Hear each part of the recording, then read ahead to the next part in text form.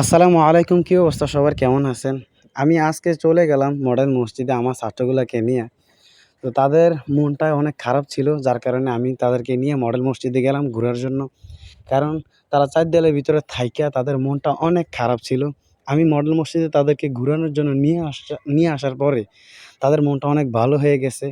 তো যার কারণে তাদের মন যে ভালো হয়ে গেছে এটা দেখে আমার থেকে অনেক ভালো লাগতেছে। তো এই জায়গার ভিতরে আসার পরে কোনো ক্ষতি হয় নাই। মাশাআল্লাহ অনেক ভালোই হইছে। কারণ তাদের মন যদি ভালো থাকে তাহলে দেখা গেছে যে তারা পড়ালেখা কইরেও মজা পাবে।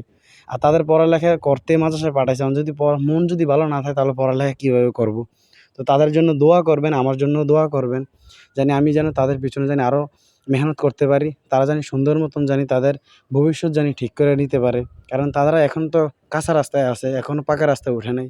আমি তো পাকা রাস্তায় উঠে গেছি। কারণ কষ্ট করে পড়ালেখা কইরা এখন পড়ালেখা করাইতেছি পোলাপাইনকে। আমার জন্য দোয়া করবেন তাদের পিছনে আমি মেহনত করতে পারি। আর আমার Facebook পেজটা ফলো করে দিবেন। আর যদি YouTube চ্যানেলে দেখে থাকেন তাহলে YouTube চ্যানেলটা সাবস্ক্রাইব করে দিবেন। আসসালামু আলাইকুম।